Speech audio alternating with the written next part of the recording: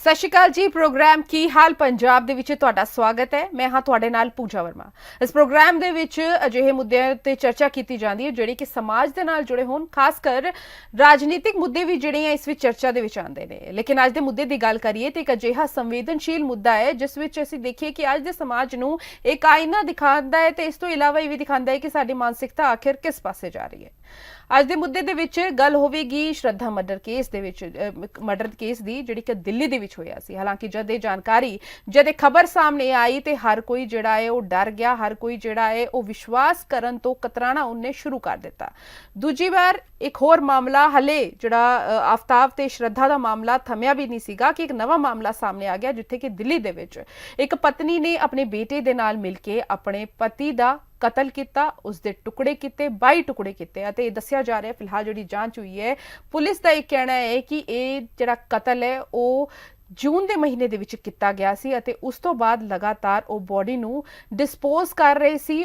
ਜਿਸ ਤਰੀਕੇ ਦੇ ਨਾਲ ਸ਼ਰਧਾ ਦੀ ਬੋਡੀ ਦੇ ਇੱਕ ਪਾਰਟਸ ਨੂੰ ਸੁੱਟਿਆ ਗਿਆ ਸੀ, ਠੀਕ ਉਸੇ ਤਰ੍ਹਾਂ ਇਸ ਮਾਮਲੇ ਦੇ ਵਿੱਚ ਵੀ ਅਜਿਹਾ ਹੀ ਕੁਝ ਕ੍ਰਾਈਮ ਜਿਹੜਾ ਹੈ ਉਹ ਕੀਤਾ ਗਿਆ ਹੈ। ਦੂਜੇ ਪਾਸੇ ਪੰਜਾਬ ਦੀ ਗੱਲ ਕਰਦੇ ਹਾਂ ਤੇ ਪੰਜਾਬ ਦੇ ਵਿੱਚ ਵੀ ਇੱਕ ਮਹਿਲਾ ਨੇ ਆਪਣੇ ਪ੍ਰੇਮੀ ਦੇ ਨਾਲ ਮਿਲ ਕੇ ਆਪਣੇ ਪਤੀ ਦਾ ਕਤਲ ਕਰ ਦਿੱਤਾ ਤੇ ਆਪਣੇ ਘਰ ਦੇ ਵਿੱਚ, ਆਪਣੇ ਘਰ ਦੀ ਟਾਇਲਟ ਦੇ ਉੱਥੇ ਜਿਹੜਾ ਹੈ ਖੂਹ ਜਿਹੜਾ ਖੋਦਿਆ ਗਿਆ, ਉਸ ਤੋਂ ਬਾਅਦ ਉੱਥੇ ਡੈੱਡ ਬੋਡੀ ਰੱਖੀ ਗਈ ਤੇ ਤਕਰੀਬਨ 1 ਮਹੀਨੇ ਬਾਅਦ ਇਸ ਦਾ ਖੁਲਾਸਾ ਹੋਇਆ ਕਿ ਆਪਣੇ ਪਤੀ ਨੂੰ ਮਾਰਨ ਵਾਲੀ ਜਿਹੜੀ ਉਹ ਮਹਿਲਾ ਹੈ, ਆਖਿਰ ਉਸਨੇ ਕ੍ਰਾਈਮ ਕਿਉਂ ਕੀਤਾ, ਕੀ ਸਾਰੇ ਸਰਕਮਸਟੈਂਸਿਸ ਰਹੇ, ਫਿਲਹਾਲ ਜਾਂਚ ਚੱਲ ਰਹੀ ਹੈ। ਤੇ ਇਸ ਤੋਂ ਇਲਾਵਾ ਲਗਾਤਾਰ ਦੇਖ ਰਹੇ ਹਾਂ ਕਿ ਅਪਰਾਧ ਜਿਹੜਾ ਹੈ ਘਟਣ ਦਾ ਨਾਂ ਨਹੀਂ ਲੈ ਰਿਹਾ ਤੇ ਜਲੰਧਰ ਦੇ ਵਿੱਚ ਵੀ ਬੀਤੇ ਦਿਨੀ ਇੱਕ ਸੂਟਕੇਸ ਦੇ ਵਿੱਚ ਲਾਸ਼ ਮਿਲੀ ਸੀ।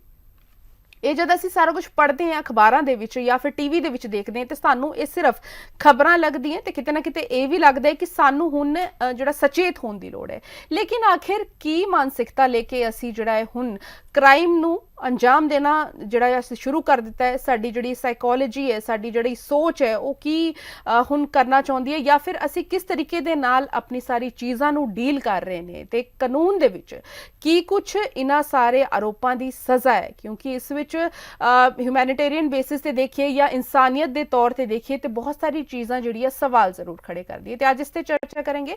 ਸਾਡੇ ਨਾਲ ਜਿਹੜੇ ਹੈ ਸਾਈਕੋਲੋਜਿਸਟ ਨੇ ਡਾਕਟਰ ਗਗਨ ਜਿਹੜੇ ਹੈ ਉਹ ਸਾਡੇ ਨਾਲ ਨੇ। ਇਸ ਤੋਂ ਇਲਾਵਾ ਐਡਵੋਕੇਟ ਸ਼ੌਕੀਨ ਵਰਮਾ ਨੇ ਪੰਜਾਬ ਹਰਿਆਣਾ ਹਾਈ ਕੋਰਟ ਤੋਂ। ਬਹੁਤ ਬਹੁਤ ਸਵਾਗਤ ਹੈ ਦੋਵਾਂ ਦਾ। ਤਾਂ ਪਹਿਲਾ ਸਵਾਲ ਮੇਰਾ ਜਿਹੜਾ ਹੈ ਡਾਕਟਰ ਗਗਨ ਦੇ ਨਾਲ ਰਹੇਗਾ। ਮੈਮ, ਜਿਸ ਤਰੀਕੇ ਦੇ ਨਾਲ ਅਸੀਂ ਦੇਖ ਰਹੇ ਹਾਂ ਕਿ ਸਮਾਜ ਦੇ ਵਿੱਚ ਅਪਰਾਧਿਕ ਘਟਨਾਵਾਂ ਜਿਹੜੀ ਉਹ ਵੱਧ ਰਹੀ ਹੈ, ਇਹ ਸਿਰਫ ਅਸੀਂ 2 ਸਟੇਟਸ ਦੀ ਗੱਲ ਇਸ ਕਰਕੇ ਕਰ ਰਹੇ ਹਾਂ ਕਿਉਂਕਿ ਬਹੁਤ ਹਾਈਲਾਈਟਡ ਇਸ ਵੇਲੇ ਜਿਹੜੇ ਇਹ ਮਾਮਲੇ ਚੱਲ ਰਹੇ ਨੇ। ਲੇਕਿਨ ਇਹ ਕੀ ਸੁਸਾਇਟੀ ਨੂੰ ਰਿਪਰੈਜ਼ੈਂਟ ਕਰਦੇ, ਖਾਸ ਕਰ ਜਿਹੜੇ ਯੰਗਸਟਰਸ ਨੇ ਜਾਂ ਫਿਰ ਜਿਹੜੇ ਲੋਕੀ ਘਰਾਂ ਵਿੱਚ ਰਹਿ ਰਹੇ ਨੇ, ਉਹਨਾਂ ਨੂੰ ਕਿਸ ਤਰੀਕੇ ਦੀ ਇਹ ਜਿਹੜੀ ਪ੍ਰੈਜੈਂਟੇਸ਼ਨ, ਇਸ ਤਰੀਕੇ ਦੀ ਜਿਹੜੇ क्राइम वो देंदे ने? बेसिकली क्या होता है कि जो ये इतने हीनियस क्राइम्स होते हैं, ये कभी भी ऐसे नहीं होते हैं कि रैंडमली ओवरनाइट कोई चेंज आया और किसी भी इंडिविजुअल ने वो क्राइम कर दिया। जी। ये धीरे धीरे चाइल्डहुड से ही एक इंडिविजुअल की जो है वो मानसिकता या मेंटल स्टेट बनती जाती है। एंड सबसे इम्पोर्टेंट चीज ये है कि जब ऐसी मेंटल स्टेट को जब शय मिलनी स्टार्ट हो जाती है कि जैसे अगर मान लो घर में किसी बच्चे ने कोई किसी को तंग भी किया है, कोई शरारत भी की है, और बट हम उसमें ना हम हंस के उसको टाल रहे हैं, हम उसको बता नहीं रहे हैं कि आपकी इस शरारत से कोई नुकसान हो सकता है, किसी को लाइफ थ्रेटनिंग चोट पहुंच सकती है। तो बेसिकली ये जो सब चीजें होती है चाइल्डहुड से ही स्टार्ट हो जाती है। बट काउंसलिंग से और अगर हम बात करें गाइडेंस से तो इस चीज को हम काफी हद तक ये इन चीजों को हम कंट्रोल कर सकते हैं कि सो दैट कि ये जो चीजें हो रही हैं हमारी सोसाइटी में, जो इतने हीनियस क्राइम हो रहे हैं, ब्रूटली मर्डर्स हो रहे हैं, इन मर्डर्स को रोकने के लिए, क्योंकि मानसिकता जो है वो ओवरनाइट नहीं बनती है, जो मैं आपको पहले भी बता रही थी। तो अगर हम इसको बार बार शय देते रहेंगे, बार बार इस चीज को हम इग्नोर करते रहेंगे या हम स्ट्रॉन्ग लॉज नहीं बनाएंगे, तो एक वो क्या होती है, एक आदमी की हेजिटेशन है वो खत्म हो जाती है। उसको लगता है कि ठीक यार, ये चीज मैंने अगर हीटिंग ऑफ मूवमेंट में अगर मैंने ये कर भी दिया तो इट्स ओके, ये मैं कर सकता हूँ। तो बेसिकली स्ट्रॉन्ग लॉस होना भी इम्पोर्टेंट है। बट मानसिकता के ऊपर अगर मैं कहूंगी तो जो हर स्कूल्स में हर ऑफिसेज में आपको काउंसलिंग जो है वो मैंडेटरी होनी चाहिए, सो दैट अगर कहीं पर भी हम कोई किसी भी इंडिविजुअल का कोई साइन देख रहे हैं, कोई सिम्टम देख रहे हैं, तो हम उसको आइडेंटिफाई कर सके और उसको हम ट्रीट कर सके। ਬਿਲਕੁਲ ਤੇ ਇਹ ਆਇਡੈਂਟੀਫਾਈ ਕਰਨੇ ਬਹੁਤ ਜ਼ਿਆਦਾ ਜ਼ਰੂਰੀ ਹੈ ਤੇ ਜਿਸ ਤਰੀਕੇ ਦੇ ਨਾਲ ਤੁਸੀਂ ਕਿਹਾ ਕਿ ਓਵਰਨਾਈਟ ਇਹ ਸਾਰੀ ਚੀਜ਼ਾਂ ਨਹੀਂ ਹੁੰਦੀ ਪਰ ਮੈਮ ਜਿਸ ਤਰੀਕੇ ਦੇ ਨਾਲ ਜਦ ਜਿਹੜੇ ਕ੍ਰਿਮੀਨਲਸ ਹੈ ਉਹ ਫੜੇ ਜਾਂਦੇ ਨੇ ਅਪਰਾਧੀ ਫੜੇ ਜਾਂਦੇ ਨੇ ਤੇ ਡੈਫੀਨੇਟਲੀ ਕੀ ਉਹਨਾਂ ਦੀ ਇਹਨਾਂ ਕੇਸਿਸ ਦੇ ਵਿੱਚ ਕਾਉਂਸਲਿੰਗ ਕੀਤੀ ਜਾਂਦੀ ਹੈ ਉਹਨਾਂ ਤੋਂ ਪੁੱਛਿਆ ਜਾਂਦਾ ਹੈ ਕੀ ਕੁਝ ਜਿਹੜੀ ਹੈ ਇਹ ਪੂਰੇ ਪ੍ਰੋਸੈਸ ਰਹਿੰਦਾ ਹੈ ਉਸ ਦੌਰਾਨ हाँ, बेसिकली क्या होता है कि जब भी कोई क्रिमिनल होता है तो एक हम सब्जेक्ट भी होता है क्रिमिनल साइकोलॉजी। तो हम्म क्रिमिनल साइकोलॉजी काफी हेल्प आउट करती है कि जो एक पर्टिकुलर इंडिविजुअल है उसका बैकग्राउंड, उसका फैमिली बैकग्राउंड कैसा है, उसकी एजुकेशन कैसी है, वो कैसे माहौल में रहा है। उसके साथ देखो क्वाइट पॉसिबल कि वो जो एक इंडिविजुअल है जिसने इतना ब्रूटली क्राइम किया है या कोई मर्डर किया है, वो खुद बुली हो भी सकता है और वो कर भी सकता है, हम्म राइट। तो ऐसा नहीं है कि ये जो है सिर्फ ऊपर ऊपर से चीज हम उसको आइडेंटिफाई करके हम किसी भी डिसीजन में पहुंचते हैं। ये इसका एक प्रॉपर प्रोसेस होती है, केस हिस्ट्री बनती है, जो भी बैकग्राउंड होता है उसको देखा जाता है, सिम्टम्स को देखा जाता है, और बहुत सारी चीजें ऐसी होती हैं कि जो ये हमें हेल्प आउट करती है कि एक जो पर्टिकुलर इंडिविजुअल है उसकी जी क्या साइकी है और उसने किस इन्फ्लुएंस में आके इतना बड़ा क्राइम कर दिया। ਹੂੰ ਬਿਲਕੁਲ ਤੇ ਕੀ ਜਿਹੜੀ ਸਾਈਕੋਲੋਜੀ ਰਹੀ ਹੈ ਸਾਰਾ ਕੁਝ ਜਿਹੜਾ ਦੇਖਿਆ ਜਾਂਦਾ ਪੁੱਛਿਆ ਵੀ ਜਾਂਦਾ ਹੈ ਤੇ ਹੁਣ ਗੱਲਬਾਤ ਕਰਦੇ ਹਾਂ ਸਾਡੇ ਨਾਲ ਐਡਵੋਕੇਟ ਵੀ ਨੇ ਸ਼ੌਕੀਨ ਵਰਮਾ ਜੀ ਸ਼ੌਕੀਨ ਸਰ ਬਹੁਤ ਸਾਰੇ ਕੇਸਿਸ ਜਿਹੜੇ ਆਉਂਦੇ ਆ ਤੁਹਾਡੇ ਕੋਲ ਵੀ ਆਉਂਦੇ ਹੋਣੇ ਜਦ ਇਸ ਤਰੀਕੇ ਦਾ ਕੋਈ ਵੀ ਮਾਮਲਾ ਹੋ ਹਰ ਕੀ ਇੱਕ ਐਡਵੋਕੇਟ ਦੇ ਲਈ ਕਲਾਇੰਟ ਰਹਿੰਦੇ ਆ ਲੇਕਿਨ ਕੀ ਉਹ ਸਾਰੀ ਕਹਾਣੀ ਬਿਆਨ ਕੀਤੀ ਜਾਂਦੀ ਹੈ ਜਦ ਕਿਸੇ ਨੂੰ ਕੋਈ ਸਰਕਾਰੀ ਵਕੀਲ ਮਿਲਦਾ ਹੈ ਤੇ ਜਿਹੜਾ ਇਹ ਸਾਰੇ ਕ੍ਰਾइम्स ਹੈ ਇਹਨਾਂ ਦੇ ਬਾਰੇ ਤੁਹਾਡੀ ਕੀ ਰਾਏ ਹੈ पहले तो मैम नमस्कार। आपने मेरे को कनेक्ट किया और मैडम डॉक्टर गगनदीप कौर का भी मैं विचार सुन रहा था। जी मैम इस तरह के जो क्राइम होते हैं, मैडम ने भी बताया, डॉक्टर ने, और मैं बता रहा हूँ, ये क्या है मैम, जो एक दयालुता, जब तक हमारे अंदर दयालुता नहीं होगी, हम एक एनिमल्स को, कुत्ते को भी यदि हम डांग मारते हैं तो ये दयालुता होनी चाहिए। उसको पेन हो रहा है, वो चिल्ला रहा है। आज हम जो भाग दौड़ का टाइम है, जो माँ बाप बच्चे की तरफ ध्यान नहीं दे पा रहे, वो क्या करते हैं, जैसे हम वीडियो गेम कर रहे हैं ऑनलाइन, इंटरनेट पे, जो भी है, हम उसमें गोली मारते हैं किसी को, तो धीरे धीरे मतलब कि ये भी एक इफेक्ट डालती है माइंड पे कि हमने मारते समय किसी को पेन नहीं होएगा बिल्कुल भी। हमारे अंदर दयालुता खत्म होती जा रही है। हम मूवी इस तरह की देख रहे हैं, हम टीवी देख रहे हैं, संस्कारों की कमी हो चुकी है मैम। संस्कार, माँ बाप में संस्कार नहीं है तो बच्चों को कैसे संस्कार देंगे। हम उसकी तरफ, एजुकेशन की तरफ जा ही नहीं रहे। हम बच्चे को पैसे कमाने की मशीन बना रहे हैं, आज जो भागदौड़ की लाइफ है। और जब तक दयालुता नहीं होगी, बच्चे में संस्कार नहीं होंगे, इस तरह के क्राइम होते रहेंगे। और इस तरह के क्राइम रोकने के पास कोई भी क्या करेगी बताओ। पुलिस क्राइम पर्चा दर्ज हो गया, पुलिस इन्वेस्टिगेट कर देगी, मामले को एविडेंस कलेक्ट कर लेगी, कोर्ट में चल जाएगा। लेकिन इससे पहले कैसे रोक पाएगी पुलिस? कैसे उनकी मेंटेलिटी पकड़ी जाइए, इस तरह क्राइम कर सकता है कोई भी बंदा। तो इसके लिए हमने एजुकेशन पर फोकस रखा जाना चाहिए, जो मेरी एक पर्सनल ओपिनियन है। हमने एजुकेशन इस तरह की स्कूलें प्रोवाइड करवानी चाहिए ताकि बच्चे इस तरह के क्राइम से बचें और एक संस्कार उनके अंदर होने चाहिए मैम। दूसरी बात आती है लॉ से रिलेटेड, जो आप मेरे से पूछना चाह रही हो मैम। इसमें अब ये इस तरह की सारी चीजें, सारा मटेरियल ऑनलाइन आपको मिल जाएगा, लॉ की रिलेटेड भी मिल जाएगा कि भाई हमने कैसे एविडेंस डिलीट करने चाहिए, क्या एविडेंस होएगा जिससे हमारी कन्विक्शन हो सकती है, कैसे हम बच सकते हैं। जैसे इसने ये श्रद्धा वाले मामले में इस लड़के ने, अब्दुल है, इसने धीरे धीरे बॉडी के पार्ट डिस्ट्रॉय किए और इसका जो डाउट का बेनिफिट लेने के चक्कर में ये भाई आई विटनेस तो होता नहीं ऐसे केसेज में मैम। और ये सारे जो भी है ना उसने डाल दिया। अब जो पुलिस इन्वेस्टिगेशन एजेंसियां जो सिर जो श्रद्धा का सर्च करने लग रही हैं, जैसे कि तालाब भी खाली करवाया पानी के लिए और भी जो भी किया वो अपने लेवल पर लग रहे हैं ताकि हम इसको, जब मैम जिसमें आई विटनेस नहीं होता है उसमें एक सर्कमस्टांस एविडेंस होते हैं जो हम लॉ में हम कंप्लेंट साइड से भी होते हैं, कई बार एक्यूज साइड से भी होते हैं। तो यहाँ जो इन्वेस्टिगेशन एजेंसियां हैं वो सर्कमस्टांस एविडेंस कलेक्ट कर रही हैं ताकि एक चेन कंप्लीट हो जाए जिससे इसकी कन्विक्शन हो सके। सर्कमस्टांस एविडेंस होंगे, उसमें चेन कंप्लीट होगी, कोई भी लिंक मिस नहीं होना चाहिए, और उस हिसाब से इसकी कन्विक्शन होगी इस केस में। तो बात मैम इन्वेस्टिगेट करना, मैटर पर्चा दर्ज करना, अरेस्ट करना, वहां से नहीं होगी। उससे पहले भी हमने बचपन से ही बच्चों में इस तरह की एजुकेशन, डेली आप न्यूज़पेपर उठा दे, ये दिल्ली का मैटर देखा, दिल्ली का एक मैटर और है, डेली हम देखते हैं। कभी एक मर्डर उठा के देख लो आप, अपने हस्बैंड के टुकड़े करके सूटकेस में डाल दिया। चंडीगढ़ का हाई प्रोफाइल मैटर था, आपने पता भी होगा, मैंने पूरा उसमें डीपली नॉलेज है। जी तो जी ये चीजें जी, ये जब तक हम लॉ में पढ़ते थे कि विवाह एक संस्कार है, और जैसे कि हमारे कानून भी हमने इस तरह के बनाना चाहिए। लिव इन रिलेशन वाला काफी लोगों की प्रतिक्रियाएं भी, लिव इन रिलेशन है ना ठीक नहीं है। तो मैम कानून हमेशा दोनों तरफ से ही होता है, उसके एडवांटेज और डिसएडवांटेज साथ साथ चलते हैं। तो यदि हम संस्कार डालते हैं अपने बच्चों में या वो करते हैं, तो इस तरह की दिक्कतें नहीं आएंगी। मेरा कहना यह है कि एजुकेशन पे हमने फोकस रखना पड़ेगा। हमने केवल बच्चों को पैसे बनाने की मशीन नहीं बनाना होगा। हम उसको, जैसे लॉ में एक होता है राइट और ड्यूटीज।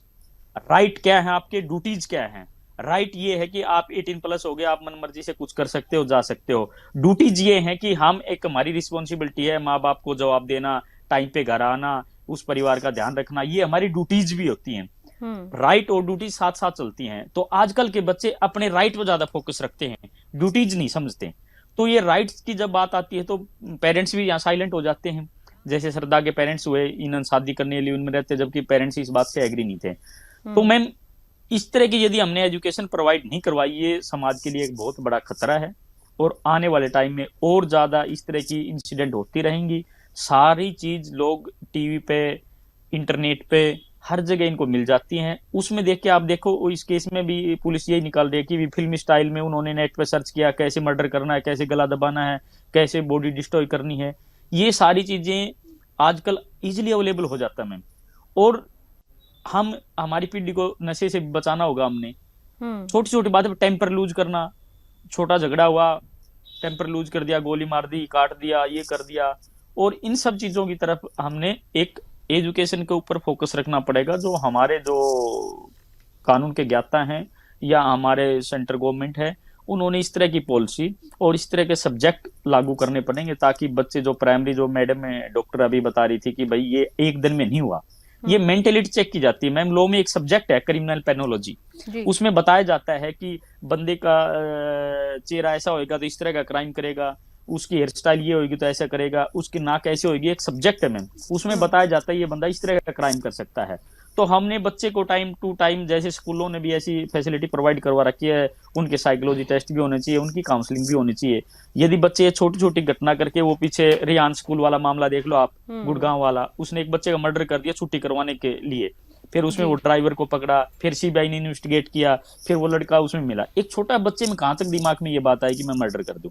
तो ये सारी चीजें मैम, एजुकेशन हमारी बेस्ट बेसिक रिक्वायरमेंट है। हमारी एजुकेशन इस तरह की होनी चाहिए जिससे हम बच्चे में संस्कार और इस तरह की घटनाओं से बचा जा सके। मैम हम बच्चे होते हैं, हम किसी अपने पेट रखते हैं, उसको चोट लग जाती है, हमारे अंदर दयालु नहीं होगी ना, तो हम काट देंगे उसको 1 मिनट में। अब इसने ये इससे प्यार करता था श्रद्धा से, या लिविंग में रहती थी, या इसकी वाइफ थी, अब टुकड़े कर करके इस बंदे ने काट दिया। 1 मिनट भी इसका दिल नहीं कांपा कि तू क्या कर रहा है, तेरी फ्रेंड है। अननोन आदमी को भी नहीं मारा जाता है, एक एनिमल्स को भी नहीं हम मार सकते, किसी भी कुत्ते बिल्ली को भी नहीं मार सकते। तो इस तरह की मैम, जब तक हम भावना नहीं पैदा करेंगे बच्चों में, जब तक कुछ नहीं हो सकता। और मैम लॉ के बारे में क्या है कि लोगों के दिमाग में यही बैठ चुका है कि भाई इसमें आई विटनेस कोई है नहीं, डाउट का बेनिफिट देके मामला कोर्ट से आप बरी हो जाओगे। उनके हौसले इतना कॉन्फिडेंस है, वो हौसले इतने बुलंद है, उन्होंने पता है कि भाई 2 साल 4 साल 5 साल आप अंदर रह जाओगे, फिर बाहर निकल लोगे। और मैम ये बच्चे जो आज की जो यूथ है हमारी, उस चीज पे नहीं जाती कि भाई इसका परिणाम क्या रहेगा, सडन करते हैं ये। जैसे नानावटी केस का इसमें जिक्र हुआ, नानावटी केस मैम यही था कि वो एयरफोर्स के एक जवान था और वो अपनी वाइफ को ऐसे देखता है गलत, और वो आते ही उसको गोली मार देता है दूसरे बंदे को। तो सडन वाले केस में इसको बेनिफिट लेने की जो कोशिश की जा रही है, तो मैम ये हम टेम्पर लूज कर देते हैं और तुरंत कर देते हैं, जो भी इसका रिजल्ट बड़ा भयंकर होता है, क्योंकि हमारे पास पेशेंस नहीं है। हमारा माइंड काम करता रहता है, हम क्या करें क्या नहीं करें, क्योंकि हम न योग करते, न हमारा खान पान भी इस तरह का हो गया। बच्चे नशा करने लगे या और जो भी खाना खाते हैं। तो मैम इस पे मेरा जो इसमें आप कहने का मतलब ये है कि हमने बेसिक एजुकेशन की रिक्वायरमेंट है, ताकि इस तरह की मेंटेलिटी हम पहले ही एजुकेशन के दौरान उनकी मेंटेलिटी ठीक कर दी जाए।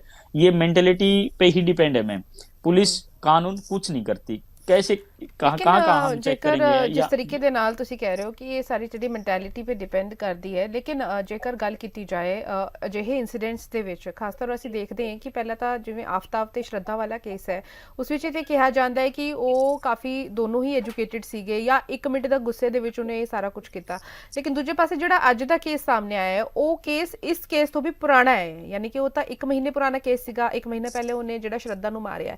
ਲੇਕਿਨ ਦੂਜੇ ਕੇਸ ਦੇ ਵਿੱਚ ਜਿਹੜਾ ਕਿ ਅੱਜ ਸਾਰਿਆਂ ਦੇ ਸਾਹਮਣੇ ਆਇਆ, ਜਿਸ ਵਿੱਚ ਇੱਕ ਪਤਨੀ ਤੇ ਆਪਣੇ ਬੇਟੇ ਨੇ ਮਿਲ ਕੇ ਆਪਣੇ ਪਤੀ ਦਾ ਮਰਡਰ ਕੀਤਾ ਹੈ, ਉਹ ਕੋਈ ਜ਼ਿਆਦਾ ਅੱਛੇ ਘਰੋਂ ਨਹੀਂ ਸੀਗੇ। ਤੇ ਇਸ ਤੋਂ ਇਲਾਵਾ ਕਹੀਏ ਕਿ ਉਹਨਾਂ ਦੀ ਮੈਂਟੈਲਿਟੀ ਇਹ ਕਿਸ ਤਰੀਕੇ ਦੇ ਨਾਲ ਜਿਹੜੀ ਹੈ ਪੇਸ਼ ਹੋ ਰਹੀ ਹੈ ਲੋਕਾਂ ਦੇ ਅੱਗੇ। मैम जो आज की जो भौतिकवाद जो हमारे भागदौड़ की लाइफ है, पास टाइम नहीं है, सिंगल फैमिली हो गया, आपने पता है, ना चाचा है, ना ताऊ है, ना दादी है, ना दादा है घर में, हम हस्बैंड वाइफ या 1-2 बच्चे। यदि हमारा कोई झगड़ा हो जाता है तो उसमें एक संयुक्त परिवार में एक जो कर्ता बोलते थे हम लोग, एक सब वो होता था कि वो उसको सॉर्ट आउट करता था मामले को जी। मान लो कोई बात हो जिस ताया के पास जाओ, दादा के पास जाओ, वो बताएगा। आज हम अकेले रह गए, हमारे माइंड में आया, हम तुरंत उस पे एक्शन ले लेते हैं, हम सोचते नहीं। और ये मैम एजुकेशन आप देखो, मैं एक इसमें थोड़ा है एक्स्ट्रा जाऊंगा, 1 मिनट में कंप्लीट करूंगा जी। अच्छा इंसान होना एक अलग बात है मैम, अच्छा लॉयर, अच्छा जज, अच्छा आईपीएस, अच्छा आईएएस, अच्छा इंजीनियर, वो एक अलग डिफरेंट चीज है मैम। हम बच्चों को जो एजुकेशन है हमारी, मैं कहता हूं मैम, जो आज जो जिन स्कूलों में जो बड़े स्कूल है जहां भी एजुकेशन करवाई जाती है, तो वहां फोकस रखना चाहिए, हम बच्चों को थोड़े संस्कार डालें। एमए कर लिया आपने या उससे ज्यादा पीएचडी कर ली या किसी और सब्जेक्ट में आपने पीएचडी कर ली है, वो हम ये नहीं कहते ये वेल एजुकेटेड है, उसमें संस्कार मैम अलग चीज है। डिग्री लेना एक अलग चीज है, संस्कार होना एक अलग चीज है। एक स्वीपर अच्छा इंसान हो सकता है, एक मजदूर आदमी एक अच्छा इंसान हो सकता है, एक अच्छा बड़ा अफसर अच्छा इंसान नहीं होता। आप बड़े बड़े मामले उठाए देखते हो करप्शन में, कहाँ तक जाते हैं, इतने बड़े अफसर होते हैं। एक मैं सेमिनार में था, मैं इस पे अबॉर्शन जो घटते हैं सेक्स रेशो पे जो भी है आइडेंटिफाई करना, भाई मेल चाइल्ड फीमेल चाइल्ड, तो मैंने वहां बड़ा जोरदार स्पीच स्टेज पे बोला, भाई यदि ये डॉक्टर हैं, बीबीएस एमडी हैं, ये कह दें भाई हम अबॉर्शन नहीं करेंगे, तो गवर्नमेंट ने इतनी बड़ी एडवर्टाइजमेंट करने की जरूरत है, न इस तरह की कोई भी राशि देने की जरूरत, भैया आप है न कोई भी पकड़ाओ। ये डॉक्टर करते हैं, एक अनपढ़ आदमी तो अबॉर्शन कर नहीं सकता मैम। आज डॉक्टरों के छापे मारे जाते हैं, पीएनडीटी एक्ट में मुकदमे दर्ज किए जाते हैं। क्या डॉक्टरों की मेंटेलिटी ऐसी हो जाए हम गलत नहीं करेंगे तो अपने आप रुक गया मैम। वो एमबीबीएस हैं, वो पढ़े लिखे हैं, लेकिन उन्होंने ये सोचना चाहिए भैया थोड़े पैसे के लिए हम गलत कर रहे हैं, हमने नहीं करना चाहिए। तो इस तरह की मेंटेलिटी हर किसी बंदे की हो जाएगी तो मैम क्राइम रुक जाएगा। अब पुलिस अब एक घर में जाएगी पुलिस तो कैसे चेक करेगी मैम कि इस बंदे की मेंटेलिटी क्या है। तो ये हमने जो एक संस्कार डालने पड़ेंगे बच्चों में। और इस तरह की जो लड़की हैं उन्होंने भी उनमें माइंड कम, जो भी उन्होंने माइंड अप्लाई नहीं करते, भाई ये बच्चे वो 2 दिन उनको घुमाते हैं, खिलाते हैं, पिलाते हैं, महीने के बाद रिलेशनशिप हो जाती है, उसके बाद वो साथ रहने लग जाते हैं, फिर एक वो टेम्पर लूज करते हैं, 1 मिनट में कोई इंसिडेंट होती है, उसके बाद उनके बीच झगड़ा हो जाता है। तो ये चीजें ना मैम, ये हमने देखना पड़ेगा एजुकेशन। और जो भी मैडम गगन डॉक्टर ने बताया कि भाई इनके बीच बीच में साइकोलॉजी की काउंसलिंग करना या उनको बताना स्कूल में या घर वालों ने थोड़ा ध्यान रखना पड़ेगा। और पेरेंट्स ने मैम मैक्सिमम बच्चों के साथ टाइम बिताना चाहिए, वो लड़के चाहे मेजर हैं या माइनर हैं, जहां तक काफी हद तक हम इस पर कंट्रोल कर पाएंगे। यदि हमने इस तरह का ध्यान नहीं दिया तो मैम ये घटना तो डे बाय डे इंक्रीज होंगी, डिक्रीज होने कोई चांसेस नहीं है। ठीक है। डॉक्टर जीवन जोत माफ़ कीजिए, डॉक्टर गगन जिस तरीके से ਅਸੀਂ ਦੇਖ ਰਹੇ ਹਾਂ, ਜਿਸ ਤਰੀਕੇ से ਇਹਨਾਂ ਨੇ ਗੱਲ ਕੀਤੀ ਹੈ, ਤੇ ਇਸ ਵਿੱਚ ਮਹਿਲਾਵਾਂ ਦੇ ਕ੍ਰਾਈਮ ਦੀ ਗੱਲ ਕਰੀਏ, ਅਪਰਾਧ ਦੀ ਗੱਲ ਕਰੀਏ, ਮਹਿਲਾਵਾਂ ਦੀ ਟੈਂਡੈਂਸੀ ਕਿੰਨੀ ਕੀ ਹੁੰਦੀ ਹੈ? ਤੁਸੀਂ ਕਾਉਂਸਲ ਵੀ ਕਰਦੇ ਹੁੰਦੇ ਕਈ ਫੀਮੇਲਸ ਨੂੰ, ਕੀ ਸਮਝ ਆਉਂਦਾ ਹੈ ਕਿ ਆਖਿਰ ਉਹ ਅਜਿਹਾ ਕਿਉਂ ਕਰਦੇ ਆ, ਫਰਸਟ੍ਰੇਟ ਹੋ ਕੇ ਜਾਂ ਫਿਰ ਹੋਰ ਵੀ ਕਈ ਕਾਰਨ ਹੁੰਦੇ? जो रिलेशनशिप्स में अगर मैं बात करूं तो जो फीमेल्स होती हैं वो उनका जो फीमेल्स का जो एक क्राइटेरिया क्या होता है कि उनको एक लव केयर, एक प्यार करने वाला पति, अच्छी फैमिली छोटी छोटी डिमांड्स होती हैं, और सम केसेस में क्या होता है कि वो डिमांड्स फुलफिल नहीं होती हैं। अगर मान लो कि एक गर्ल है, वो अपना सब कुछ छोड़कर एक एक आदमी के पास है कि नहीं, तुम मेरे अब हस्बैंड हो या बॉयफ्रेंड हो, मैं तुम्हारे साथ लाइफ स्पेंड करना चाहती हूँ, एंड अल्टीमेटली क्या हो रहा है कि उसको वहां से वो लव केयर अफेक्शन नहीं मिल रहा है। तो क्या होता है कि इसमें ना फिर वो जो गर्ल है उसकी साइकी भी थोड़ी सी चेंज होनी स्टार्ट होती है कि ये मतलब ये अल्कोहल कंजप्शन कर रहा है, ये मुझे गालियां दे रहा है, ये अब्यूजिव लैंग्वेज यूज कर रहा है। तो इस पॉइंट में भी ये होता है कि फीमेल्स का क्या होता है, वो अगर कोई बहुत बड़ा नुकसान नहीं भी करेंगी तो एटलीस्ट वो क्या करेंगी, या तो वो सुसाइड अपना नुकसान करेंगी, या वो बहुत कम केसेस में होता है कि जो फीमेल्स होती हैं वो बहुत ब्रूटली किसी का मर्डर करे, अनटिल और अनलेस उनकी साइकी या उनके अंदर एग्रेशन इतना ना भरा हो कि वो कोई वेपन उठाए और वो मर्डर करे, या वो कोई ऐसी उनको चोट पहुंचाए जिससे उनको अंदर सेटिस्फेक्शन फील हो। फीमेल्स में बेसिकली क्या होता है कि वो कुछ फीमेल्स है वो चुप हो जाती हैं, या वो उस चीज से कॉम्प्रोमाइज कर लेती हैं कि चलो मेरी किस्मत है, या वो एफर्ट्स करने स्टार्ट करती हैं डबल की नहीं कोई बात नहीं, मैं और एफर्ट्स करती हूँ, मैं खुश करने की कोशिश करती हूँ।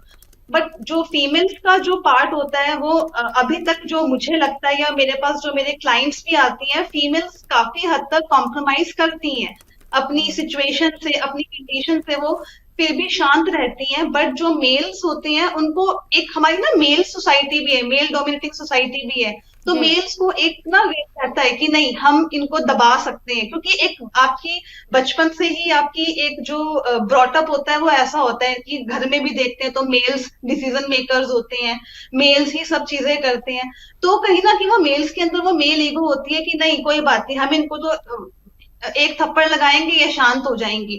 बहुत कम केसेस में होता है कि जो फीमेल्स होती हैं वो ऊपर उठ के अपनी बात कर पाती है, या वो ऐसा कोई स्टेप उठाती है जिनसे वो नुकसान पहुंचा सके किसी को भी।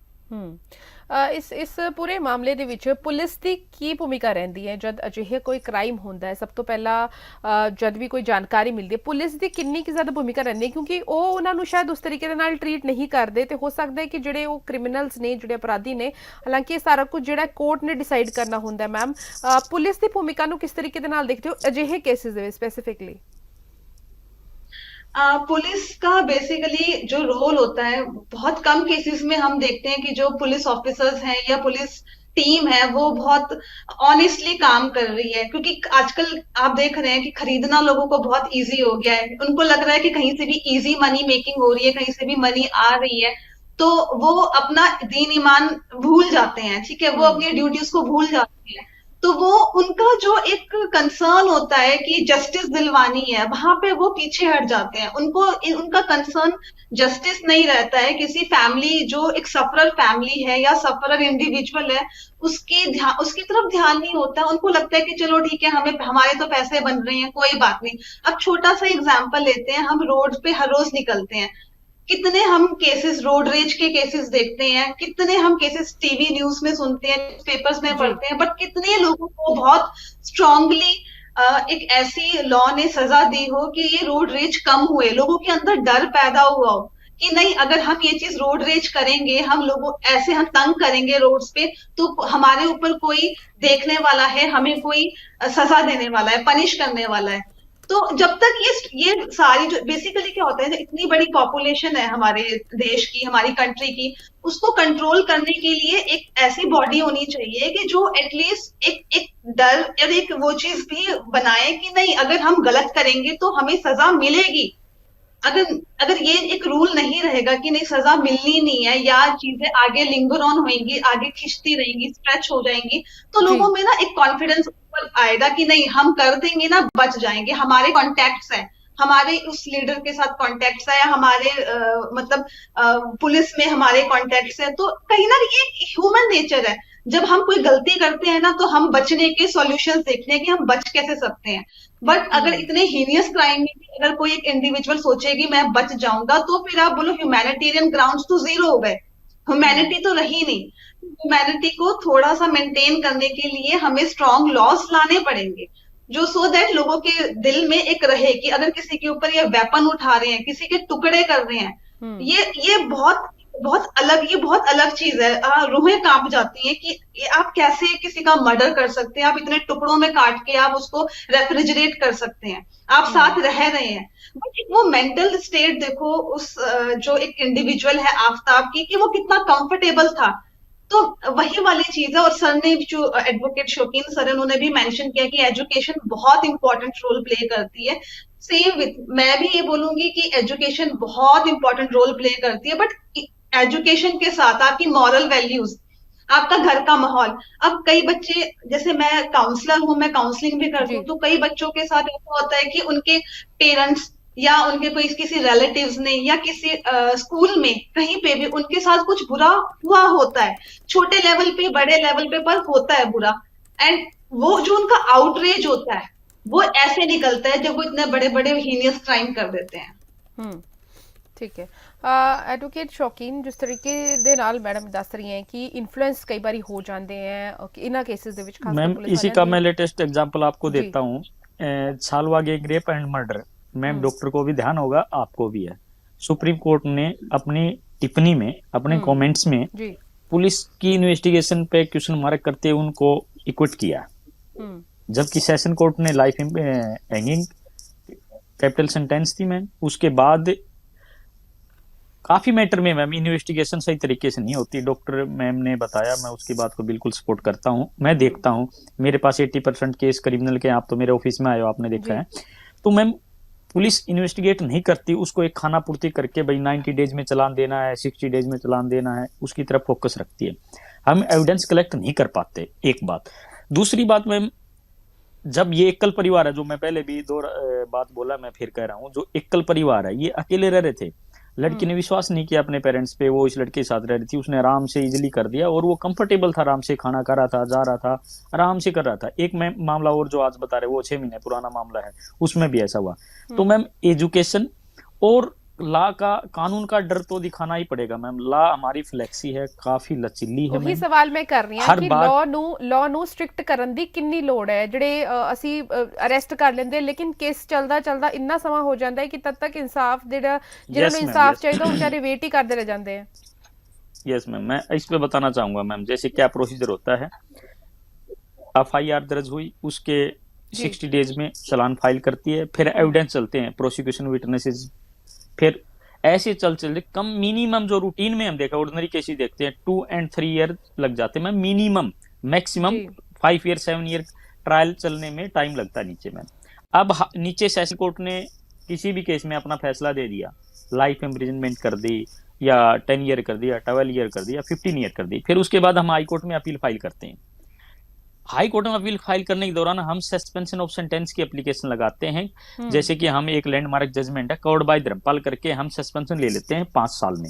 जिस केस में लाइफ इम्प्रिजनमेंट हो रखी है, उसमें 5, 5.5 या 6 साल में जमानत मिल जाती है मुलजिम को। मैम वो बाहर आ गया, अपील पेंडिंग हाई कोर्ट में। अपील पेंडिंग रहते रहते 20 या 25 या 30 साल निकल जाते हैं मैम। गाँव में या कहीं भी एरिया में, लोकेलिटी में एक मैसेज है, यार 5 साल में मैं बाहर आ जाऊंगा। एक बंदे का तो मर्डर कर दिया ना, वो 5 साल में बाहर घूम रहा है आराम से। जी। मैटर आया 20 साल में, 15 साल में, उसमें फिर कहीं ना कहीं लीनियंसी बरती जाती है, उसकी कम कर दी जाती है, प्रोफेशन पे छोड़ दिया जाता है, वार्निंग देके छोड़ दिया जाता है। तो मैम लॉ को तो सख्त करना ही पड़ेगा। जितना जल्दी हम जस्टिस डिलोड करेंगे, उतना ही क्राइम पर रोक लगने की मेरी ओपिनियन ये है कि अंकुश लगेगा। यदि हम डिले करेंगे तो एक कानून का मजाक बन जाता है। मैं 1982 के मैटर में पेंडिंग है अपने हाई कोर्ट में, पंजाब हरियाणा हाई कोर्ट में। तो इस पे हमने जितना भी फास्ट जस्टिस डिलीवर करेंगे मैम, काफी डर पैदा होएगा, और कानून का डर नहीं होएगा जब तक ये क्राइम नहीं रुक सकता। और मैम लोगों की मेंटेलिटी, बच्चों के संस्कार, पेरेंट्स ने, मैं कहता हूं कि बच्चों के साथ थोड़ा टाइम बिताना चाहिए, और खान पान का विशेष ध्यान। जैसे कि अल्कोहलिक हो जाते हैं या नॉन वेज जो खाते हैं, वो चलो अलग अलग है, किसी की बंदे की कोई क्या खाता है, लेकिन हमने इन चीजों के एक्सरसाइज करना, या हमने इस तरह के, हम जैसे कि मैम कोई सीरियल देख रहे हैं या कोई गेम खेल रहे हैं, हम उससे एक पिस्टल से गोली मार देते हैं, तो वो फीलिंग वही आ जाती है। मारना बहुत ईजी हो जाता है किसी को, भाई आराम से मार दिया, काट दिया, देखते हैं। तो इन चीजों से मैम जो हमारे को लोग लाइक इसको ज्यादा करने लगे। आप देखना जिस मूवी में ज्यादा मार धाड़ होगी लोग उसको लाइक ज्यादा करेंगे। तो हमने इस तरह के भी मैम संस्कार एजुकेशन स्कूल में प्रोवाइड करवाएं, घर पे करवाएं, पेरेंट्स दे कहीं भी दे। जब तक हम इस तरह के अपने बच्चों में एजुकेशन नहीं डालेंगे या इस तरह का उनका माइंड सेटअप नहीं करेंगे तो मैम इस तरह के क्राइम होते रहेंगे। इसके लिए हमारा खान पान पर भी डिपेंड करता है मैम, हमारी एजुकेशन पर, हमारी लोकेलिटी में हम जी। साथ में क्या देख रहे हैं, हमारे घर में क्या हो रहा है, हमारे पड़ोस में क्या हो रहा है, इन चीजों का इफेक्ट बच्चे के माइंड पे पड़ता है। मैम मैं एक छोटा एग्जांपल आपको देता हूँ, मेरे घर की कहानी। मेरे घर के पीछे पेड़ है, एक दिन पेड़ काटने वाला आ गया तो मेरी बेटी ऊपर चढ़ के देखने लगी, वो रोने लगी, कह रही पेड़ क्यों काट रहे हो, रोने लगी वो अपने आप। उसने इतना इमोशनल हो गई, वो पेड़ के अंदर घुसा लिया अपने आप को, पेड़ क्यों काट रहे हो। मैं बेटा इनकी थोड़ी है ना टहनियां काट रही है, बढ़ जाएंगे, कोई बात नहीं, ये सर्दी का मौसम है। मैंने मेरी बेटी को बड़ी मुश्किल से समझाया, जब वो चुप हुई, नहीं तो रोने लगी। तो हम जब तक दयालुता पैदा नहीं करेंगे तब तक मतलब इस तरह के क्राइम होते रहेंगे। हमारे को डर ही नहीं लगता, बाप को मार देते हैं, बहन को मार देते हैं, बच्चे को मार देते हैं मैम। तो कानून को सख्त बनाना बहुत जरूरी है मैम। उसमें जितना जल्दी हम न्याय देंगे इतना ही इस पे क्राइम पे अंकुश लगेगा मैम। ਬਿਲਕੁਲ ਡਰ ਤਾਂ ਹੀ ਬੈਠੇਗਾ। ਤੇ ਡਾਕਟਰ ਗਗਨ, ਸਾਡੇ ਸਮਾਜ ਦੇ ਵਿੱਚ ਇੱਕ ਲੋਅਰ ਕਲਾਸ ਕਿਹਾ ਜਾਂਦਾ ਹੈ, ਇੱਕ ਜਿਹੜਾ ਹੈ ਹਾਈ ਕਲਾਸ ਕਿਹਾ ਜਾਂਦਾ ਹੈ, ਯਾਨੀ ਕਿ ਸੁਸਾਇਟੀਜ਼ ਨੂੰ ਵੀ ਵੰਡਿਆ ਗਿਆ ਹੈ। ਤੇ ਕੇਸਿਸ ਜਿਹੜੇ ਆਉਂਦੇ ਹੈ ਇਹ ਕੋਈ ਕਲਾਸ ਨਾਲ ਰਿਲੇਟਡ ਹੁੰਦੇ हैं, क्योंकि कहा जाता है कि ਜਿਹੜੇ ਪੜ੍ਹੇ ਲਿਖੇ ਉਹ ਇਸ ਤਰੀਕੇ ਦੇ ਕ੍ਰਾਈਮ ਨਹੀਂ ਕਰਦੇ, ਲੇਕਿਨ ਅਸੀਂ ਬਹੁਤ ਐਗਜ਼ਾਮਪਲ ਦੇਖਦੇ ਹਾਂ ਕਿ ਬਹੁਤ ਬੁਰੀ ਤਰੀਕੇ ਦੇ ਨਾਲ ਜਿਹਨੇ ਕ੍ਰਿਮੀਨਲ ਹੈ ਉਹ ਕਿਸੇ ਕਲਾਸ ਨੂੰ ਬਿਲੋਂਗ ਨਹੀਂ ਕਰਦਾ।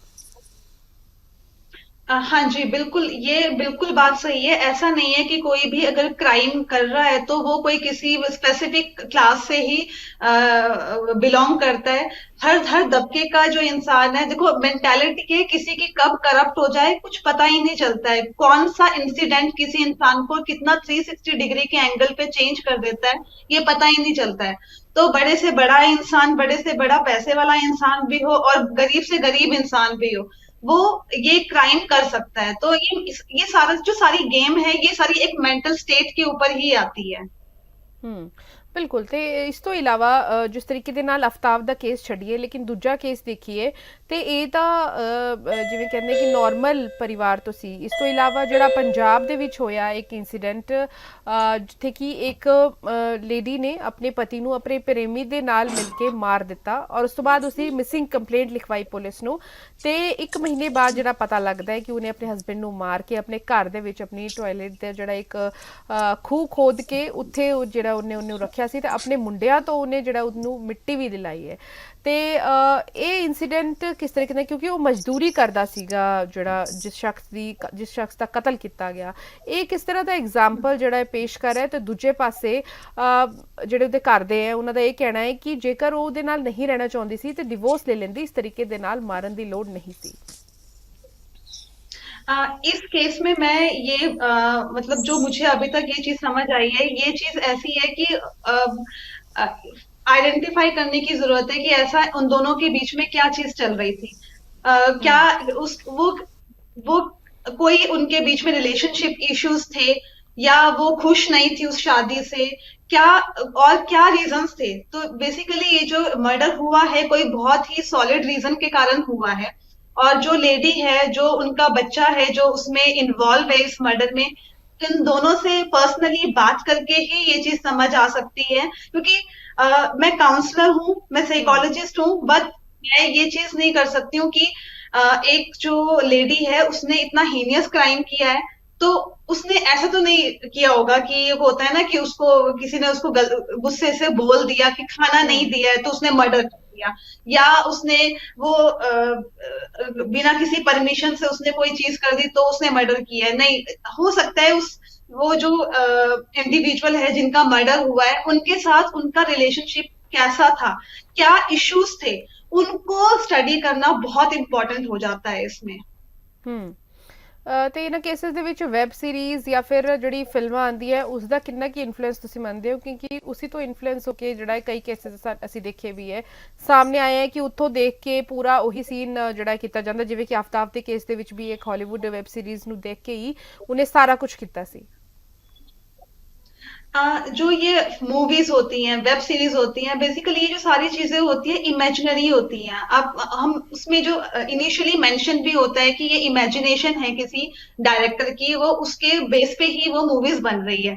बट ये जो ऐसा जो कंटेंट है ये एक इंडिविजुअल के माइंड में इतना स्ट्रॉन्ग इम्पैक्ट डालता है कि उसको लगता है कि ये बच भी गया, ये इजीली इसने कर लिया तो ये तो मैं भी कर सकता हूँ। उसको एक एक वो कहते हैं ना, उसको हिम्मत मिल गई कि ये तो मैं भी कर सकता हूँ, ये तो ऐसा बड़ा इजीली ये हो जाएगी चीज। तो जो हम क्या कंटेंट देख रहे हैं, हम क्या कैसी चीजें देख रहे हैं, कैसी चीजें सुन रहे हैं, कैसे एनवायरनमेंट में रह रहे हैं, कैसे किस किस इंसान के इन्फ्लुएंस में है, ये सारी चीजें हैं हमारी मेंटल हेल्थ पे इम्पैक्ट डालती है। तो कोशिश करना चाहिए कि हम स्क्रीन टाइम अपना कम रखें और अपनी चीजों पे फोकस रहें। और सबसे बड़ी बात है कि आजकल के टाइम में हम एक्चुअली में डिटैच्ड होते जा रहे हैं सब लोगों से। तो जितनी हम एक सोशल लाइफ हम अपनी बिल्ड करेंगे आसपास, हम उतने ही एक एक्सचेंज ऑफ थॉट्स होंगे, गलत थॉट्स कम होंगे, अच्छे थॉट्स ज्यादा होंगे। एक्सचेंज ऑफ थॉट्स है कि चलो हम आजकल क्या है, हम अकेले अकेले रहना पसंद करते हैं, नेटफ्लिक्स लगा लिया है, चलो मूवी देख लेते हैं, कुछ भी क्रिमिनल डॉक्यूमेंट्रीज देख ली, या कुछ भी हम अपने आप में ही रहना स्टार्ट कर दिया है हम लोगों ने। तो हमारा जो सोचने का जो तरीका है, जो सोचने का जो एक वे आउट, वो एक लिमिट में आ गया है। जब हम लोगों से सोसाइटी में मिलेंगे, हमारी बॉन्डिंग बढ़ेगी, हमारा प्यार बढ़ेगा, और इससे हमें समझ आएगी कि नहीं, ये जो एक सोसाइटी है ये हमें एक्सचेंज ऑफ थॉट्स प्रोवाइड करती है। तो मुझे लगता है कि थोड़ा सा स्क्रीन टाइम को हमें कम करना चाहिए। और ये सारी चीजें, एक छोटा बच्चा है आजकल के टाइम में हम देखते हैं कि उसका स्क्रीन टाइम इतना ज्यादा हो जाता है कि पेरेंट्स परेशान होते हैं। मेरे पास इतने पेरेंट्स आते हैं कि हमारा बच्चा वीडियो गेम्स खेल रहा है, पबजी खेल रहा है। तो ये सारी चीजें हैं, ये इतना डाइवर्ट कर देती है, माइंड को नंब कर देती है। तो बच्चा उसको समझ ही नहीं है कि क्या उसके लिए अच्छा है क्या बुरा है, वो डिफ्रेंशिएट ही नहीं कर पा रहा है, क्योंकि नमनेस आ चुकी है उसके माइंड में। जो भी उसकी ग्रोथ थी, ग्रोथ वाले टाइम पे जो उसकी मेंटल ग्रोथ थी, वो वहीं पे रुक चुकी है। जी। ये हम चीजें रियलाइज नहीं करते हैं, ये चीजें हम लेटर ऑन लाइफ में रियलाइज करते हैं कि अरे ये तो बच्चा सीख ही नहीं पाया, ये तो इसमें तो इसका कोई माइंड सेट ही नहीं है, ये तो कोई इसका इंटरेस्ट ही नहीं है। तो हम लेटर ऑन स्टेज में सोचते हैं ना, बच्चा की फुटबॉल खेले, बच्चा क्रिकेट खेले, आउटडोर एक्टिविटीज में अपने आप को इन्वॉल्व करे। क्योंकि हम इनिशियली टाइम में या चाइल्डहुड टाइम में क्या करते हैं, बच्चे को हम जैसे छोटा होता है तो हम उसको मोबाइल पकड़ा देते हैं कि चलो ठीक है, तुम अपना टाइम यहाँ पे पास कर लो, हम अपनी किट्टीज एंजॉय करते हैं। तो जनरली ये चीज होती ही है। और ये आसपास मैं देखती हूँ तो मेरे बहुत सारे क्लाइंट्स आते हैं, बच्चे आते हैं, छोटे बच्चे आते हैं, उनको बाद में लेटर ऑन स्टेज में इतना डिफिकल्ट हो जाता है मैनेज करना कि उनको हो तो जाते हैं बट टाइम बहुत लगता है, इतना टाइम कंज्यूम होता है। वही जो एक छोटा बच्चा होता है उसको मोल्ड करना इतना इजी होता है कि आप उसको सब सिखाओगे कि डिफरेंशिएट करना है कि ये सही है ये गलत है। अगर वो किसी एक छोटा बच्चा है, वो किसी डॉग को अगर मान लो पत्थर भी फेंक रहा है, तो अगर हम उसको वहां पे सिखाएंगे कि नहीं, आपको यहाँ इसको पेन हो रही है, आप इसकी पेन फील करोगे, आप उसके अगर कान खींचोगे बच्चे को, तो उसको लगेगा कि नहीं, इस डॉग को भी वही पेन फील हो रही है जो मुझे पेन फील हो रही है। कई बार हम सोचते हैं ना कि नहीं, हंसी में टाल देते हैं बच्चों के ऐसे बिहेवियर को, बट नहीं, बच्चों को करेक्ट करना और वो भी बचपन से बहुत जरूरी है, क्योंकि यही छोटी छोटी चीजें जो आगे एड ऑन हो जाती हैं। बिल्कुल, तो ये सारी चीज़ों ਨੂੰ ਕੰਟਰੋਲ ਕਰਨਾ ਬਹੁਤ ਜ਼ਰੂਰੀ ਹੈ। ਸ਼ੌਕੀਨ ਜੀ, ਤੁਹਾਨੂੰ ਯਾਦ ਹੋਏਗਾ ਅਸੀਂ ਹੁਣ ਤਾਂ ਚਲੋ ਸੋਸ਼ਲ ਮੀਡੀਆ ਦੇ ਜ਼ਮਾਨੇ ਦੇ ਵਿੱਚ ਦੇਖ ਲੈਂਦੇ ਕਿ ਖਬਰਾਂ ਜਿਹੜੀਆਂ ਬਹੁਤ ਜਲਦੀ ਜਿਹੜੀ ਸਾਹਮਣੇ ਆ ਜਾਂਦੀ ਹੈ। ਇੱਕ ਨਿਠਾਰੀ ਕਾਂਡ ਤੁਹਾਨੂੰ ਯਾਦ ਹੋਏਗਾ, ਉਹ ਇੱਕ ਅਜਿਹਾ ਕਾਂਡ ਸੀਗਾ ਕਿ ਬੜਾ ਦਿਲ ਦਹਿਲਾਣੇ ਵਾਲਾ ਕਾਂਡ ਸੀਗਾ। ਉਹ ਅੱਜ ਤੱਕ ਜਿਹੜਾ ਹੈ 10 ਭਾਰਤ ਦੇ ਯਾਨੀ ਕਿ 10 ਹੀਨੀਅਸ ਕ੍ਰਾਈਮਸ ਵਿੱਚ ਇੱਕ ਸੀਗਾ। ਕਿੰਨਾ ਕਿ ਜ਼ਿਆਦਾ ਕੋਰਿਲੇਟ ਕਰ ਪਾ ਰਹੇ ਹੋ? ਕਾਫੀ ਸਾਲ ਪਹਿਲਾਂ ਦੀ ਗੱਲ ਹੈ ਤੇ ਹੁਣ ਇਹ ਇਨਸੀਡੈਂਟ ਇੰਨੇ ਸਾਲਾਂ ਬਾਅਦ, ਇਸ ਤੋਂ ਵਿੱਚ ਹੋਰ ਵੀ ਆਈਆਂ ਹੋਣੀਆਂ ਬਹੁਤ ਸਾਰੀਆਂ, ਲੇਕਿਨ ਉਹ ਵੀ ਇੱਕ ਅਜਿਹਾ ਇੰਸੀਡੈਂਟ ਸੀ ਜਿਹੜਾ ਕਿ ਸ਼ਾਇਦ ਸਾਈਕੋਲੋਜੀ ਸ਼ੋ ਕਰਦਾ ਹੈ ਲੋਕਾਂ ਦੀ ਕਿ ਕੀ है। बिल्कुल मैम, निठारी कांड मेरे हिसाब से इंडिया का दिल दहलाने वाला था। इतने छोटे छोटे बच्चे उस घर में निकले थे जो कि उनके अंग निकाल रखे थे या जो भी कर रखा था। मैम, ये कुल मिला के जो अपनी डिबेट चल रही है, मैडम डॉक्टर ने भी अपने विचार रखे, आप भी, और ये मेंटेलिटी जब तक हम एक, जैसे कि पहले पुराने टाइमों में क्या होता था मैम, जैसे मैं रूरल एरिया से आता हूँ, गांव से, तो वहाँ एक सामने हम बैठ के चाचा ताऊ से बात सुनी, अपनी विचार जो भी डिस्टरबेंस हुआ या परिवार में कोई भी थोड़ा वो झगड़ा होता तो वो सॉर्ट आउट कर देते थे। आज हम जितने अकेले हैं ना मैम, उतने ही मतलब कि पड़ोसी को पता ही नहीं हम कौन है क्या नहीं है, तो हमारे अंदर डर नहीं है। भाई आज आज आप किसी अपनी फैमिली के साथ रह रहे हो, कोई भी परिवार रह रहा है, तो वो पूछता है कि भाई आपकी वाइफ कहाँ है। मान लीजिए लड़का रहता था कि लाइक ये एग्जांपल ले लेते हैं आप ही, इस वाला सरदा वाला, तो इसको पता ही नहीं था, पड़ोसियों पड़ोसियों से किसी ने पूछा ही नहीं भाई आपकी वाइफ है या आपकी जो गर्लफ्रेंड या आपकी जो भी फ्रेंड है कहाँ है, आजकल दिखती नहीं, किसी ने नहीं पूछा, क्योंकि इसका मिलना जुलना था नहीं पड़ोस में। तो ऐसे हम यदि परिवार जो मैडम ने अभी बताया कि हम अड़ोस पड़ोस में अपना मिलना जुलना नहीं रखेंगे, तो इस तरह की घटना होने के ज्यादा चांसेस रहते हैं। और मैं तो ये कहूंगा मैम, जैसे कि लीगल एड में भी हमारे लॉयर जाके गांव में एडवाइस देते हैं, यहाँ करते हैं, तो इस पे हमने और ज्यादा फोकस रखना चाहिए। एक कमेटी बनानी चाहिए रिटायर्ड पुलिस ऑफिसर की, रिटायर्ड जजेज या रिटायर्ड जो भी अफसर होते हैं, वो एक हेल्पलाइन नंबर भी होना चाहिए भाई, वो पूछ भी सकते हैं। या किसी की समस्या है, जैसे कि कई बार हिडन रखते हैं, हम बताते नहीं भाई, किसी की वाइफ का हाथ झगड़ा है तो वो ऑफिस में जाता है, घुटा घुटा रहता है, फिर देखता है वो उसको बात अपनी डिस्क्लोज नहीं करता। जैसे एक कहावत है मैम कि जितना दुख हम बांटेंगे उतना कम होएगा, और खुशी को बांटेंगे वो डबल होएगी। तो वो हम दुख बांट नहीं पाते, वो अंदर ही अंदर फिर लास्ट ऐसा घुट जाते हैं हम कि हमारे मरने मारने के अलावा हमारे पास कुछ अल्टरनेट नहीं बचता। और मैम इन घटनाओं को रोकने का एक ही तरीका है और कोई तरीका नहीं है, हम अपने बच्चों में संस्कार डालें, उनकी मेंटेलिटी ठीक करें, अड़ोस पड़ोस में मिलजुल के रहें, और जितना भी इंटरनेट से दूर रखें, इस तरह की स्टोरियां न देखें। और बच्चे आजकल इतने ज्यादा एडिक्ट हो चुके हैं इन चीजों के, वो फ्री होते हैं, क्रिमिनल चीजें उनको इतनी पसंद आने लगी, इमोशनल नाम की चीज खत्म हो चुकी है मैम, वो देखते हैं। और जब हमारे पुराने टाइमों में जो भी हम देखते थे मूवी, तो रोने लग जाते थे, कोई सीन ऐसा आ जाता था। तो इस तरह की फीलिंग्स बच्चों में और जो आजकल के यूथ है उसमें खत्म हो चुकी है, और इसी का रिजल्ट ये है। यदि हम पहले एक यानी चींटी भी मर जाती तक पैर ऐसे रखते थे, भी चींटी नहीं मरनी चाहिए, और हम ऐसे अपनी वाइफ, अपनी फ्रेंड, अपनी बेटे को, अपने हस्बैंड को हम मार देते हैं, ऐसे बोरिंग बंद कर देते हैं, फ्रिज में रख देते हैं, घर में गाड़ देते हैं, और फिर आराम से खाना भी खा लेते हैं। तो ये चीजें मैं फीलिंगलेस फीलिंग नहीं। ਪਰ ਅਜਿਹੇ ਕੇਸਿਸ ਦੇ ਵਿੱਚ ਸ਼ੌਕੀਨ ਜੀ, ਅਜਿਹੇ ਕੇਸਿਸ ਦੇ ਵਿੱਚ ਜਦ ਜਿਹੜੇ ਜਿਨ੍ਹਾਂ ਉੱਤੇ ਕੋਈ ਅਕਿਊਜ਼ਡ ਹੁੰਦਾ ਹੈ, ਜਦ ਤੁਹਾਡੇ ਕੋਲ ਆਂਦਾ ਹੈ, ਤੇ ਕਿਸ ਤਰੀਕੇ ਦੇ ਨਾਲ, ਕਿ ਉਹ ਸੱਚ ਬੋਲਦਾ ਹੈ ਜਾਂ ਉਹ ਵੀ ਗੱਲਾਂ ਛੁਪਾਉਂਦਾ ਹੈ, ਕਿਉਂਕਿ ਤੁਸੀਂ ਡੀਲ ਕਰਦੇ ਹੋ ਅਜਿਹੇ ਕਲਾਇੰਟਸ ਰਹਿੰਦੇ yes yes ma'am, yes ma'am आपने। और मैम मेरे पास जब भी आते हैं, मैं क्रिमिनल केसेस करके मेरा को इतनी नॉलेज हो चुकी है, फाइल आती है तो मैंने पहले ही मैं पूछता हूँ कि भाई डॉक्टर और वकील को छिपाते नहीं, सच सच बता। और मैम वो इस तरह के क्राइम करते हैं, वो इन्वेस्टिगेशन एजेंसी को लेके, जैसे डॉक्टर मैडम ने भी ये बात रिपीट करी, मैं भी करता हूँ, पुलिस कहीं ना कहीं इन्फ्लुएंस होके सही इन्वेस्टिगेशन नहीं करती और उसका बेनिफिट लेते हैं। मैम 80% लोग क्राइम, 90% इनोसेंट लोग बहुत कम इन्वॉल्व होते हैं, दोषी लोग आते हैं वो बच जाते हैं, वो बताते हैं मैम हमने क्राइम किया है, बहुत लोग बताते हैं जी मैंने खुद ने किया ये, फिर हम वो लैक ऑफ एविडेंस के बेनिफिट लेके हम उनको कहीं ना कहीं रिलीफ दिलाते हैं, बेल होती है या जो भी अपील होती है या कुछ भी होती है, उसका बेनिफिट हम इन्वेस्टिगेशन एजेंसी का उठाते हैं या जो भी करते हैं। तो मैम सबसे बड़ी बात जो आती है, इस तरह क्राइम कैसे रुक सकता है, एक हमारी एजुकेशन, एक हमारे संस्कार, और दूसरी हमारी जो लॉ पर हमारे जितना भी सख्त नहीं बनेगा मैम, ऐसा ही चलता रहेगा। अब मैम देखो कि इतने पोक्सो हमारा कानून बना 2012 में, और काफी आए हैं सेक्सुअल हेरेसमेंट के केसेस आते हैं, पहले नहीं होते थे, तो इस पे काफी हद तक मतलब कि लगाम लगी, ऐसी बात नहीं है, काफी हद तक हम देखते हैं कि भाई क्राइम रुका है। लेकिन कानून सख्त होगी, फास्ट ट्रैक कोर्ट काम करेंगी, जितना जल्दी होएगा, और जितना भी हमारी इन्वेस्टिगेशन एजेंसियां सही काम करेंगी, मैं तो ये कहता हूँ कि जहाँ इन्वेस्टिगेशन एजेंसियों की वजह से कोई क्विटल होता है, ये मांग उठती रही है कि भाई उनको पनिश किया जाए, जो भी आईओ होता है या और भी होता है, एक वो सही तरीके से नहीं करता तो पनिशमेंट उसको होना चाहिए। जो हमारा सिस्टम तंत्र, इतना जज बैठते हैं, इतना टाइम वेस्ट होता है, फिर जाके बंदा इक्विट हो जाता है, तो इन्वेस्टिगेशन एजेंसी के ऊपर भी पनिशमेंट करने की कोई ना कोई इस तरह का कानून हमने लेके आना चाहिए, ताकि एक इन्वेस्टिगेशन ऑफिसर अपनी इन्वेस्टिगेशन मैटर को अच्छी तरह इन्वेस्टिगेट करे।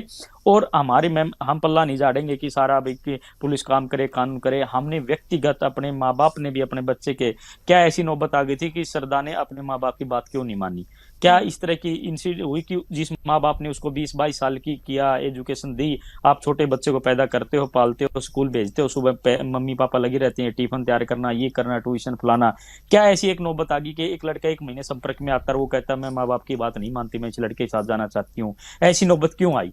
क्या ऐसा ऐसा सर्कमस्टांस क्रिएट कर दिया हमने अपने घर में ताकि मेरी बेटी या मेरी बहन या मेरी माँ या मेरा ब्रदर मेरी बात नहीं मानता?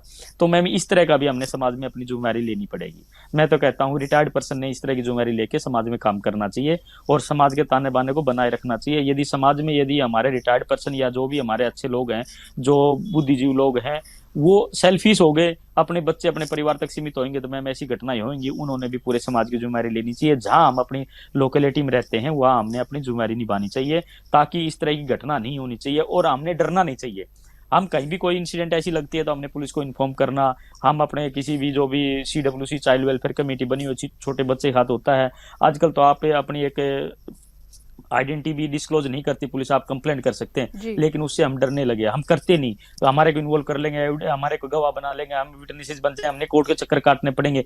लेकिन मैम ड्यूटी से भागना नहीं चाहिए, अपनी ड्यूटी निभानी चाहिए। मेरा तो एक आपके इस टीवी के माध्यम से एक मैसेज पब्लिक को और जनता को ये भी है कि हमने अपनी ड्यूटी से नहीं भागना चाहिए। वो घटना आज पड़ोसी के साथ है, कल वो अपने साथ भी हो सकती है।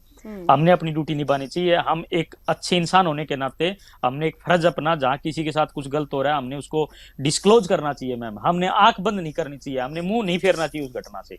इस तरह की जिम्मेदारी हम लेंगे तो मैम ये डेफिनेटली मैं कहता हूं कि इस तरह के क्राइम की संख्या घटेगी, डिक्रीज होगी। लेकिन हमने हर आदमी ने सोचना पड़ेगा, हमने अपने अपने वो एक कहा होता है अपने पेट पर हाथ नहीं फेरना चाहिए। हमने समाज की जिम्मेदारी भी लेनी पड़ेगी। वो समाज ही हमारा बनता है। ये नहीं कि हमारी कोठी है पड़ोसियों की झुग्गी है। यदि हमारी कोठी और पड़ोसियों की झुग्गी है तो फिर हमारी कोठी कोई काम की नहीं है, उसके साथ में कोठी होनी चाहिए। हमारा सारा एरिया डेवलप होना चाहिए, हमारे अड़ोस पड़ोस में अच्छे मेंटेलिटी के लोग रहने चाहिए। बिल्कुल। ਤੇ ਸਾਰਿਆਂ ਦੀ ਜਿਹੜੀ ਇਹ ਨੈਤਿਕ ਜ਼ਿੰਮੇਵਾਰੀ ਹੈ ਇਹ ਕਿ ਸਮਾਜ ਨੂੰ ਇੱਕ ਅਜਿਹਾ ਸਮਾਜ ਬਣਾਏ ਜਿੱਥੇ ਕਿ ਸਾਰੇ ਲੋਕ ਇਕੱਠੇ ਹੋ ਕੇ ਰਹਿ ਸਕਣ, ਇੱਕ ਦੂਜੇ ਦੇ ਨਾਲ ਜਿਹੜਾ ਹੈ ਰਿਸ਼ਤੇ ਬਣਾਉਣ। ਕਿਉਂਕਿ ਰਿਸ਼ਤੇ ਜੇਕਰ ਬਣਨਗੇ ਤੇ ਤੁਹਾਡੀ ਜਿਹੜੀ ਮੈਂਟਲ ਹੈਲਥ ਹੈ ਉਹ ਬਿਲਕੁਲ ਠੀਕ ਰਹੇਗੀ। ਤੇ ਮੈਂਟਲ ਹੈਲਥ ਤੇ ਅਸੀਂ ਗੱਲ ਵੀ ਕਰਦੇ, ਮੈਂਟਲ ਹੈਲਥ ਠੀਕ ਹੋਣੀ ਬੇहद ਜ਼ਿਆਦਾ ਜ਼ਰੂਰੀ ਹੈ, ਤਾਂ ਹੀ ਜਿਹੜੇ ਇਹ ਕ੍ਰਾਈਮ ਜਿਹੜੇ ਉਹ ਘਟ ਸਕਦੇ ਆ। ਬਹੁਤ ਬਹੁਤ ਧੰਨਵਾਦ ਦੋਨਾਂ ਦਾ ਸਾਡੇ ਨਾਲ ਜੁੜਨ ਦੇ ਲਈ, ਇੱਕ ਹੈਲਦੀ ਡਿਸਕਸ਼ਨ ਕਰਨ ਦੇ ਲਈ ਇਸ ਸ਼ੋਅ ਦੇ ਵਿੱਚ। ਕਿਉਂਕਿ ਅੱਜ ਦੇ ਸਮੇਂ ਦੇ ਵਿੱਚ ਕ੍ਰਾਈਮ ਦੀ ਗੱਲਾਂ ਤਾਂ ਅਸੀਂ ਹਮੇਸ਼ਾ ਕਰਦੇ ਹਾਂ, ਲੇਕਿਨ ਕਿਹੜੀ ਚੀਜ਼ਾਂ ਸਾਨੂੰ ਕਰਨੀ ਚਾਹੀਦੀ ਹੈ, ਸਾਡੀ ਕੀ ਜ਼ਿੰਮੇਵਾਰੀ ਹੈ, ਪੁਲਿਸ ਦੀ ਕੀ ਜ਼ਿੰਮੇਵਾਰੀ ਹੈ, ਡਾਕਟਰ ਦੇ ਕੋਲ ਅਸੀਂ ਪਰੇਸ਼ਾਨ ਹੁੰਦੇ ਹਾਂ, ਅਸੀਂ ਕਾਉਂਸਲਿੰਗ ਨਹੀਂ ਕਰਵਾਉਂਦੇ। ਅਸੀਂ ਸੋਚਦੇ ਹਾਂ ਕਿ ਅਸੀਂ ਠੀਕ ਹੈ, ਕਾਉਂਸਲਿੰਗ ਸਿਰਫ ਉਹੀ ਕਰਵਾਉਂਦੇ ਨੇ ਜਿਹੜੇ ਕਿ ਜਿਨ੍ਹਾਂ ਦੇ ਦਿਮਾਗ 'ਚ ਕੋਈ ਫਰਕ ਪੈ ਜਾਂਦਾ, ਲੇਕਿਨ ਅਜਿਹਾ ਨਹੀਂ ਹੁੰਦਾ। ਜੇਕਰ ਤੁਸੀਂ ਠੀਕ ਨਹੀਂ ਹੋ ਤੇ ਤੁਸੀਂ ਕਾਉਂਸਲਿੰਗ ਦੇ ਲਈ ਜ਼ਰੂਰ ਜਾਓ, ਕਿਉਂਕਿ बेहद महत्वपूर्ण है तुहाडा जिहड़ा मैंटल हेल्थ है वो ठीक होना। तां ही तुसीं अपने आप ते पेशेंस रख सकदे हो, अपने आप विच सबर रख सकदे हो ते चीज़ां नूं सही तरीके दे नाल समझ सकदे हो, तां जो तुसीं अजिहे क्राइम ना करो या तुहाडी मानसिकता जिहड़ी वो ठीक रहे। इस तो इलावा की देखना है की नहीं देखना ये भी तुहानूं आप नूं तय करना है। ते अपने घर दा माहौल खासकर लॉ नूं भी स्ट्रिक्ट करन दी भी लोड़ है ताकि जिहड़े अपराधी वो डरन किसी भी क्राइम नूं अंजाम देण तो पहला। ते अज दे लई इन्ना ही, कल फिर मिलांगे एक नवे मुद्दे नूं लैके। मैनूं दिओ इजाजत, सत श्री अकाल।